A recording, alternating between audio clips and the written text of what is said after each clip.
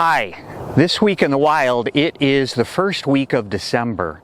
Almost all the leaves have fallen from the deciduous trees and shrubs by now.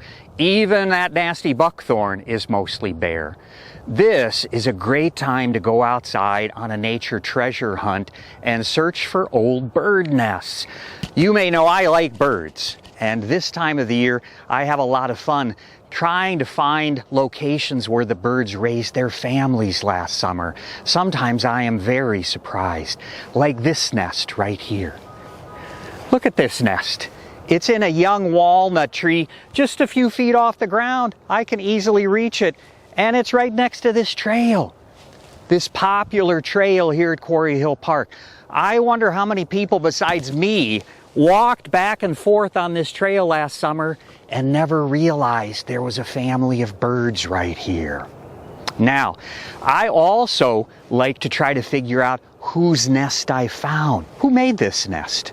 Now, I'm going to touch this nest. That's okay, but I'm not taking it. You can't take a bird nest from nature, even if it's an old nest. You have to leave it in nature so nature can recycle it. But I'm going to see if I can figure out who made this nest.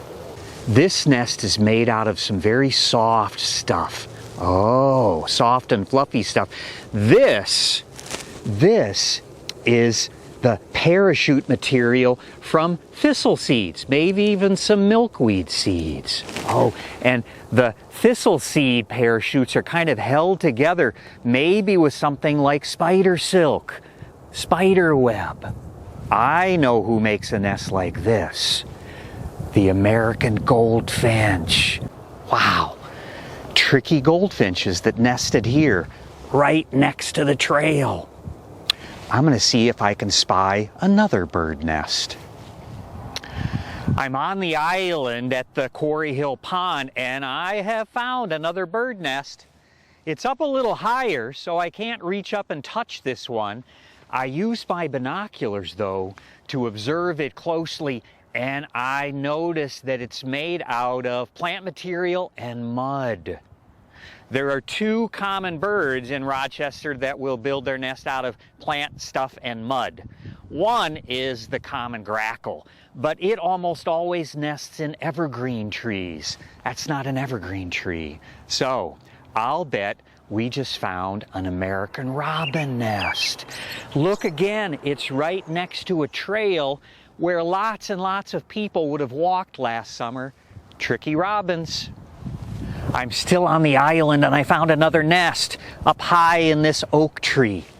I've looked at it with my binoculars. I was able to see lots of plant material and even some plastic. It looks like the bird used some fish line even to build the nest.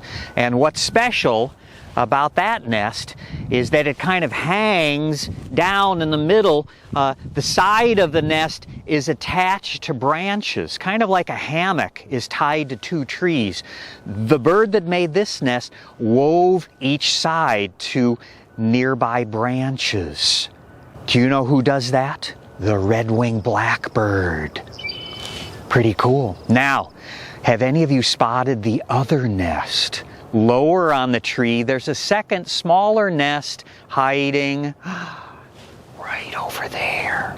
That's another goldfinch nest.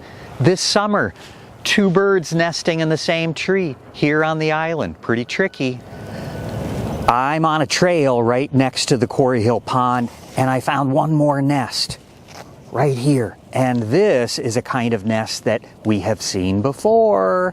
Look, it's made out of plant material, and the bird that made this nest attached it to branches next to the nest. Plant material has been woven around the branches, kind of like ropes being tied. This nest then kind of hangs down in the middle. Do you remember who does that when they make a nest? Some of you do. The RedWinged Blackbird. That's right. That's right. Right here, next to the pond, next to a trail. I wonder how many people walked by this nest last summer and never noticed. Pretty tricky. I wonder, who builds the nests? The father bird, the mother bird? Maybe they both do. I wonder how long it takes them. I wonder if you can find any old bird nests in your neighborhood. I wonder what you're wondering about old bird nests.